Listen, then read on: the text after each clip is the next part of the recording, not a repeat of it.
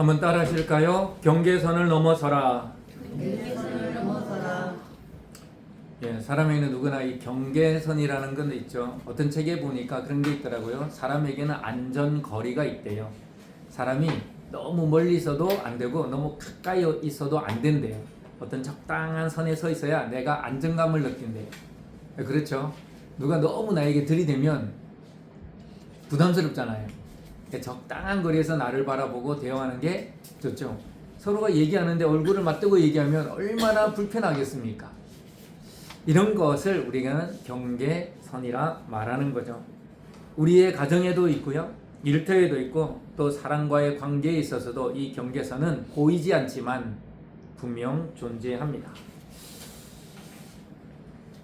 양날의 검과도 같죠. 한쪽 날로는 상대를 공격할 수도 있지만 그 반대편의 날이 나를 해칠 수도 있다. 이 경계선이라고 하는 게 양면의 날과도 같다라는 사실을 우리는 잊어서는 안 됩니다. 내가 너무 경계선을 지키려고 할 때 나에게 이득이 되기도 하지만 때로는 나에게 해가 될 수도 있다는 사실을 우리는 기억해야 합니다. 이를테면 이만큼이면 되겠지 라는 경계선을 설정해버리면 늘 그만큼의 인생이 된다라는 거죠. 또 이 이상은 불가능해, 이것까지야 마찬가지죠. 이 이상이 불가능하다라고 경계선을 설정하는 순간 그 인생은요, 그 너머를 넘어갈 수 없다라는 겁니다. 오늘 본문에서 하나님께서 모세에게 말씀하십니다. 너희는 일어나 행진하여 아르논 골짜기를 건너라. 이게 목요일인가요? 제가 큐티했던 내용인데요. 그 내용을 가지고 말씀을 준비를 했습니다. 먼저 우리가 알아야 될 건 하나님이 정하신 새로운 경계선은요, 새로움의 시작이라는 것, 믿음의 전환점이라는 것. 우리의 입장에서는 경계선이 한계선 같이 느껴지지만 하나님께서는 그것을 그냥 설정해 놓은 선일 뿐이지 우리가 생각하는 한계선이 아니라는 것 생각해야 합니다. 믿어야 됩니다. 깨달아야 합니다. 그래서 하나님이 예비하신, 저와 여러분에게 예비하신 복의 지역으로, 복의 영역으로, 복의 세계로 이끄실 때 이 경계선이요, 어떤 사람에게는 장애물이 되고요, 어떤 사람에게는 디딤돌이 된다라는 거죠. 그러면 저와 여러분에게 우리가 설정한, 혹은 하나님께서 설정한 이 경계선이 장애물이 아니라 하나님께로 더 나아가는, 복의 세계로 더 나아가는 디딤돌이 되기 위하여 첫 번째 우리는 어떻게 해야 될까요? 먼저 우리가 알아야 될 것, 경계선은요, 내가 정하는 게 아니라 하나님이 정하신다라는 거예요. 여러분, 경계선은요, 하나님이 정하십니다. 일명 하나님은 질서의 하나님이시죠. 창세기 1장에 보면 하나님이 태초에 천지를 창조하시니라. 이 하나님의 창조의 원리는요, 철저하게 질서의 원리로 만드십니다. 어둠과 빛의 경계를 나누시죠. 그리고요, 어떻게 합니까? 하늘의 궁창, 또 그 하늘을 또 나누십니다. 그리고 물과 뭇을 나누시죠. 그 경계를 설정합니다. 여러분, 물이 경계를 넘어 육지와 물의 그 미묘한 그 경계를 넘어오는 게 뭡니까? 여러분, 일본에서 자주 일어나잖아요. 그리고 저기 동남아 여행하기 좋은 곳, 그 10몇 년 전에 어마어마한 지진이 일어나서, 바닷속에서 지진이 일어났을 때 쓰나미가 일어나서요, 그게 전 세계적인 쓰나미가 되었습니다. 그래서 엄청나게 많은, 전 세계적으로 사상자들을 발생시켰죠. 여러분, 물이 그 경계를 넘어오면요, 우리에게 재앙입니다. 하나님께서 묵과 물을 나누신 경계, 창세기의 창조의 원리는 이 질서의 원리로 이루어졌다라는 거죠. 교회도 가정도 마찬가지죠. 다 각자의 자리가 있고요, 그 자리가 있다라고 하는 것은 각자에게 부여된 사명과 헌신과 봉사의 경계선이 있다라는 거죠. 여러분, 교회에서 보통 문제가 발생하는 건요, 제가 그냥 경험한 거, 어떤 한 권사님이 경계선이 없어. 이쪽 저쪽 다 해집고 다니면서 어떻게 합니까? 분란을 조장하죠. 넘어가지 말아야 될 선을 넘어가는 거예요. 또 어떤 집사님이 그러십니다. 이거는 교회 안에서도 마찬가지로 어떤 경계선이 있습니다. 근데 이 경계선이라고 하는 질서죠. 이 질서를 무너뜨리면서까지 자기의 주장을 펼치고 자기의 의견을 고집하고 자기의 생각을 추진해 나갈 때 어떻게 될까요? 교회가 좋아질까요? 아닙니다. 힘들어지고 어려워지고 불나디거나 쪼개지며 심지어는 나눠지기도 하지요. 하나님께서는 혼돈과 공허 가운데에 경계선을 세우심으로 세상이 더 아름답게 만드셨습니다. 교회도 마찬가지죠. 하나님이 설정하신 이 경계선을 잘 지키는 것이 교회가 해야 될 일입니다. 19절에 볼까요? 암몬 족속에게 가까이 이르거든 그들을 괴롭히지 말고 그들과 다투지도 말라. 암몬 족속의 땅은 내가 내게 기업으로 주지 아니하리니 이는 내가 그것을 롯 자손에게 기업으로 주었습니다. 이스라엘 백성들이 진군해서 약속의 땅으로 가려고 하는데 이 모압을 지나 암몬을 만나게 되거든요. 이 암몬 족속은요, 여러분 마지막에 보면 롯 자손에게 기업으로 주었다. 여러분 이 롯 자손은 이 말씀을 거슬러 올라가면요, 롯이 그 소돔과 고모라의 멸망을 피하여 급히 나올 때 어떻게 합니까? 아내와 두 딸을 데리고 나오죠. 여러분 잘 아시잖아요. 아내는 어떻게 합니까? 그 소돔과 고모라 성에 너무 미련이 남아 뒤돌아보지 말라고 했는데 뒤돌아보아서 뭐가 되죠? 소금 기둥이 되죠. 그래서 남은 두 딸만 데리고 나옵니다.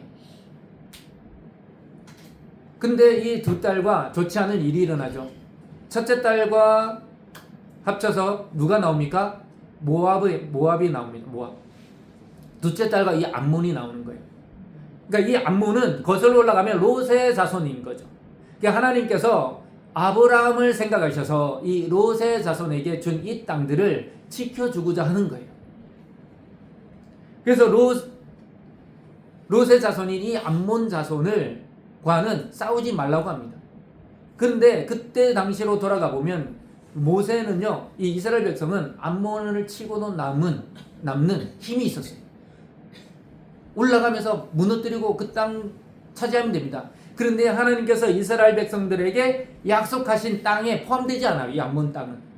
내가 너에게 주리란 땅은 요단 동편이 아니라 요단 서편입니다.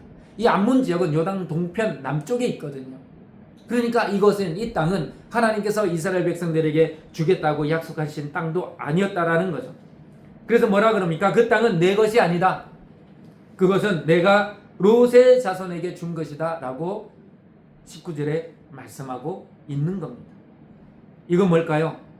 하나님께서 경계선을 만들어 놓으셨다, 세워 놓으셨다라고 하는 거죠. 곧 모세와 이스라엘 백성들은요, 하나님이 설정하신, 계획하신 이 경계선을 지켜야 되는 거예요.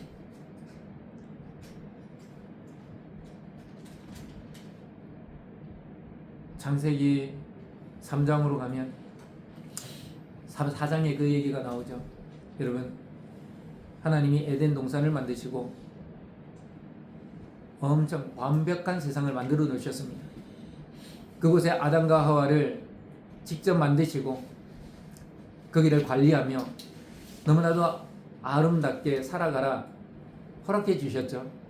근데 여러분, 우리가 잘 알다시피 아담과 하와는 하나님이 단 한 가지 금하신 선악과에 마음을 둡니다. 만약 여러분들이 그런 에덴 동산에 살고 있어요. 거기에 셀 수 없이 헤아릴 수 없이 많은 과실수들이 있고 내가 배불리 먹고도 그냥 아무런 부족함이 하나도 없는데 하나님이 금하신 단 한 가지 그 선악과에 마음을 두고 욕심을 내는 것, 이게 옳은 것일까요?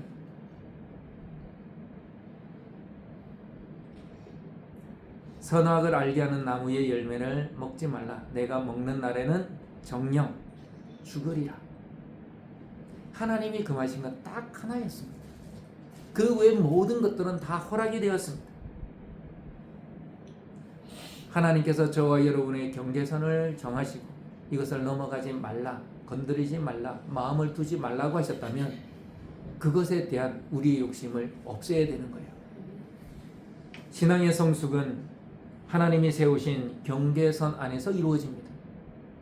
이것을 넘어가게 되면요, 내 마음대로 넘어가게 되면요, 신앙의 성숙이 아니라 신앙의 파괴가 이루어진다라는 거죠. 그렇기 때문에 나 자신에게 맡겨진 자리와 나의 몫에 내 마음을 두고요, 내가 봉사하며 헌신해야 되는 줄 믿습니다. 한편으로 우리가 하나님께서 경계선을 설정하시는 분이라면 하나님은 그 경계선을 허무실 수도 있다는 거예요. 여기서 중요한 건요, 경계선을 허무는 자가 내가 아니라는 거예요. 경계선을 넘어가야 하는 것, 그것을 판단하는 존재는 내가 아니라 하나님이라는 거예요. 하나님이 세워주신 경계는 내 욕심의 울타리가 아니라 하나님의 뜻에 맞는 순종의 울타리로 이해해야 합니다. 그래서 두 번째, 하나님께서 경계선을 넘어가라 명하실 때 우리는 그 경계선을 넘어가야 돼요. 아까 제가 이 경계선이 양날의 검과도 같다 말씀드렸죠. 여러분 이 얘기 잘 아실 겁니다. 낙타와 주인이란 얘기가 있습니다. 이야기가 있는데요, 낙타를 데리고 사막을 건너가던 주인이 있었습니다. 사막에 낮은 덥지만 밤은 춥잖아요. 그래서 텐트를 치고 밤에 자고 있는데 낙타가 얼굴을 들이밀고, 주인님 너무 추워서 그런데 얼굴만 넣게 해주세요. 그래서 이 주인이 마음이 약해졌어요. 그래, 나와 동고동락하는 동물인데 춥다고 하는데 얼굴만이라도 넣어주자. 얼굴을 넣어줬어요. 한참 자고 있는데 뭔가 쑥 들어와요. 보니까 낙타가 앞발을 넣었어. 주인님 너무 추워서 그런데 앞발만이라도 넣어주겠으세요. 마음이 또 약해졌어요. 그래서 그래, 앞발만 넣어라. 근데 한참 자고 있는데 뭔가 이상한 거예요. 너무 비좁아. 얘가 쑥 다 들어왔어. 근데 한참 자고 있는데 진짜 추워. 어떻게 됐을까요? 낙타가 주인을 밀어내버렸어.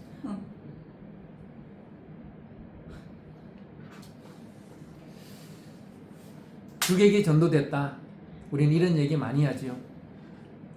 객이 주인이 되고 주인이 그냥 객이 돼버리는 그런 일들이 비일비재하게 일어납니다. 제가 경계선을 넘어서라, 하나님께서 저와 여러분에게 경계선을 넘어서라 명하실 때 이 명령에 순종하는 것이 너무나도 중요합니다. 여러분, 내가 경계선을 설정해 놓고요, 그것을 설정한 것에 내가 갇혀 살면 결국은 내가 그 경계선 밖으로 누군가의 힘에 의해 밀려난다는 사실을 우리는 알아야 합니다. 24절 전반절입니다. 너희는 일어나 행진하여 아르논 골짜기를 건너라. 하나님이 그냥 말씀하신 게 아닙니다. 하나님의 명령입니다. 건너가라, 건너라. 아르논 골짜기는 어떻게 불리냐면 레바논의 그랜드 캐년이라고 합니다. 저도 그랜드 캐년을 가본 적은 없습니다. 이 비행기를 타고 가다 이렇게 보니까 비행기가 상당히 높이 날잖아요. 낮게 날아도 한 6,000피트 날고요. 더 높게 날면 10,000에서 12,000피트 정도 이렇게 날아가는데, 이렇게 보니까 조그만 실개천처럼 보이는 게 뭐냐? 그랜드 캐년이었더라고요. 그러니까 다른 강이나 다른 것들은 보이지도 않아요. 근데 그 그랜드 캐년이 얼마나 이게 길고 깊고 크면 비행기에서조차 그게 그냥 개천처럼 이렇게 보이는 거예요. 제일 높은 데가 한 1000m가 된다 그러죠. 그 깊이가 제일 깊은 데는 한 1000m를 육박한다고 그래요. 어쨌든 이 아르논 골짜기도 저는 사진으로만 봤는데 이렇게 자료를 찾아보니까 제법 깊어요. 협곡이에요. 근데 늘 물이 흐르는 강은 아니고요. 비가 오는 우기 때 보면 이 급류가 흘러가는, 그래서 협곡처럼 이렇게 만들어져 있는 거예요.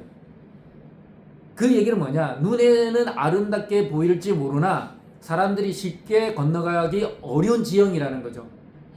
웬만한 사람은 그냥 못 건너간다는 장애물과도 같은 거예요.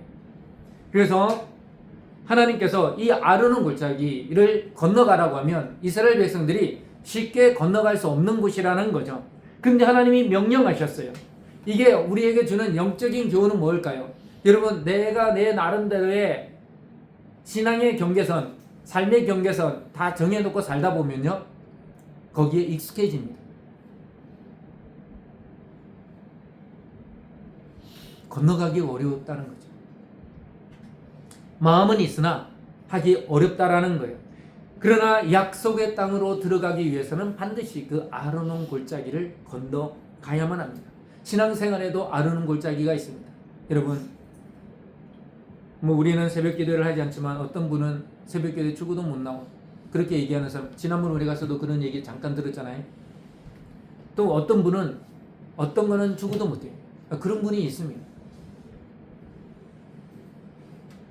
이게 뭐냐면 나에게 이미 익숙해져 버린, 완전히 습관이 돼버린.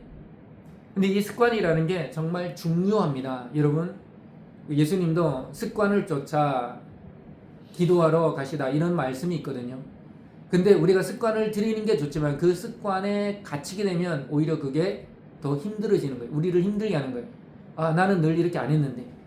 그러면 다른 것들을 거부하게 만든다는 거죠.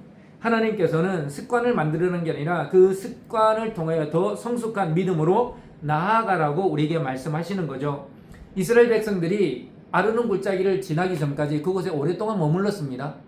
그런데 이제 하나님께서 아르논 골짜기를 건너가라고 하실 때 이스라엘 백성들은요 38년 전과 같지 않고 그 아르논 골짜기를 건너 하나님의 약속의 땅을 향하여 진군해 나아갑니다.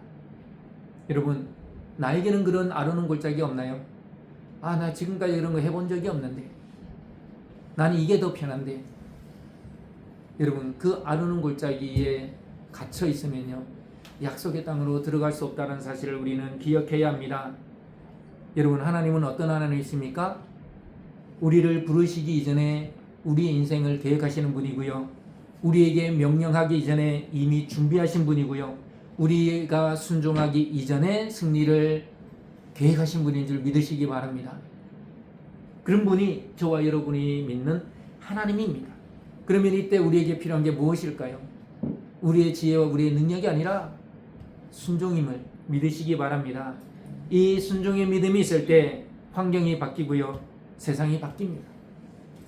저는 이게 너무 안타까워요. 저도 이 얘기를 쉽게 말 못합니다. 그러나 하나님은 능히 그러실 수 있는 능력 있는 분임을 저는 확실하게 말씀드릴 수 있습니다. 근데 한번 보세요. 나의 삶에도 그런 게 있지만 나와 함께 신앙생활하는 사람들, 그 하나님을 알고도 믿지 않아요. 그러니 자기의 생각, 자기의 방법대로 삶의 문제를 해결하려고 하려 하지 않습니까? 여러분, 아르논 골짜기를 건너간다는 것은 내가 만든 한계선, 달리 말하면 나의 한계선이 무엇입니까? 두려움입니다. 염려입니다. 불신입니다. 그렇게 하나님의 전능의 하나님, 전지전능한 하나님, 모든 것을 하실 수 있는 하나님, 그렇게 고백하면서도 하나님에 대한 불신이 있다라는 거죠. 이 일에는 하나님 안 도와주실 거야. 이 일은 해결해 주지 않으실 거야. 그게 불신앙이라는 거예요. 신앙의 성장은요, 나에게 언제나 익숙했던 그 삶의 경계, 신앙생활의 경계를 넘어설 때 이루어지는 줄 믿으시기 바랍니다. 하나님은 머물러 가만히 있는 자에게 역사하시는 분이 아니라 익숙했던 자리를 떨치고 일어나서 하나님의 말씀에 아무것도 모르지만, 아무것도 할 수 없지만 순종해 보리라, 그 걸음, 첫 번째 걸음을 내디딜 때 이루어진다는 사실을 믿으시기 바랍니다. 일어나라, 하나님께서 일어나 건너라 라고 하시는 명령은 저와 여러분의 새로운 믿음의 삶을 위하여 하나님이 이미 계획하시고 그 계획대로 이루시는 첫 걸음임을 믿으시기 바랍니다. 경계를 넘는 순간 하나님의 약속이 우리의 눈앞에 펼쳐지고 현실이 된다는 사실을 믿으시기 바랍니다. 마지막 세 번째, 순종하는 자에게 하나님의 영광을 드러내십니다. 우리는 하나님의 영광을 보고자 하지만 하나님의 영광을 보지 못할 때가 많지요. 이걸 바꿔 말하면 하나님께서 너는 나에게 무슨 영광을 돌리고 있느냐, 이 질문에 우리는 답해야 합니다. 왜 하나님은 내 삶에 역사하지 않지? 왜 하나님의 영광을 드러내지 않지? 같은 질문이거든요. 그러면 이 질문을 바꿔봐야 됩니다. 하나님의 입장에서 너는 나를 위해 무엇 하느냐? 이 질문을 반드시 던져야 된다는 거죠. 하나님의 인재의 역사는 저와 여러분의 믿음을 향한 동시에 믿음을 통한, 동시에 믿음에 의한 하나님을 향한 신뢰의 행위, 표현이 있어야 된다라는 거죠. 너희를 통해 나의 이름이 영광을 받게 하겠다. 우리 25절 우리 다 함께 읽겠습니다. 25절 오늘부터 시작. 오늘부터 내가 천하 만민이 너를 무서워하며 두려워하게 하리니 그들이 내 명성을 듣고 떨며 너로 말미암아 근심하리라. 아멘. 이스라엘 백성들의 군사적인 힘, 이스라엘 백성들의 규모, 이스라엘 백성들의 힘의 과시가 아니라 그 주변의 모든 이민족들이 두려움에 떨고 염려하는 그 모든 일들이 일어나는 것은 하나님께서 내가 하겠다라고 약속하시고 그렇게 하셨기 때문임을 믿으시기 바랍니다. 여러분, 우리의 삶이 연약합니까? 힘이 없습니까? 누군가가 나를 무시하는 듯 그렇게 별 볼 일 없는 인생으로 느껴지십니까? 아닙니다. 하나님께서 저와 여러분에게 임하시고 역사하시면 우리 주위의 모든 사람들이 나를 무시할 수도 없고 깔볼 수도 없고 오히려 두려워하는 존재, 감당할 수 없는 존재가 되어질 줄 믿으시기 바랍니다. 여러분, 하나님께 대한 믿음의 순종이요, 어떤 사람은 굴종이라 생각합니다. 왜 무조건 하나님께 그렇게 순종해야 돼? 그러나 우리의 신앙의 목표는 내가 높아지고 내가 잘되고 내가 알려지는 것이 아니라 하나님이 나를 통하여 높임받고 영광받는 것임을 믿으시기 바랍니다. 오늘부터라고 되어 있죠. 오늘부터. 25절 오늘부터. 여러분, 이 오늘부터라는 말의 의미가 뭘까요? 하나님이 방금 명령하셨잖아요. 아르논 골짜기를 건너가라. 그 강을 건너가는 그 오늘이라는 거예요. 여러분, 오늘부터 내가 역사하리라, 오늘부터 내가 너와 함께하리라는 이 주님의 음성을 듣는 은혜가 있기를 소망합니다. 순종의 순간, 여러분, 내가 마음으로 믿는 그 순간이 아니고요, 그 믿고 그 믿음, 말씀에 대한 그 믿음이 내 삶의 행동으로 옮겨지는 그 순간이 하나님의 역사의 시점, 순간임을 믿으시기 바랍니다. 우리가 움직이지 않으면요, 하나님 일하시지 않습니다. 여러분, 기도라는 게 뭘까요? 그게 내가 믿음에 대한 행위입니다. 내가 기도하는 순간 하나님이 역사하시는 줄 믿으시기 바랍니다. 우리의 가정, 직장, 교회, 그리고 우리가 사회 속에서, 일터 속에서 여러분 두려워하지 마십시오. 하나님께 영광을 올려드리는 존재가 되게 하나님이 만드실 줄 믿습니다. 아르논 골짜기를 건넌다라는 것, 나의 한계를 넘어서서 하나님의 영광 안으로 들어가는 겁니다. 순종은 영광의 문을 여는 열쇠입니다. 결론적으로 우리가 세 가지 기억해야 될 것, 경계선은요, 하나님이 세우십니다. 하나님이 정하십니다. 그리고 하나님은 또한 그 경계선을 허물고요, 우리 보고 건너가라 명하십니다. 내가 경계선을 설정하는 것도 아니고 하나님이 설정하시며, 이 경계선을 또 넘어서는 것은 나의 자의적인 판단이 아니라 하나님의 말씀에 달려있음을 믿으시기 바랍니다.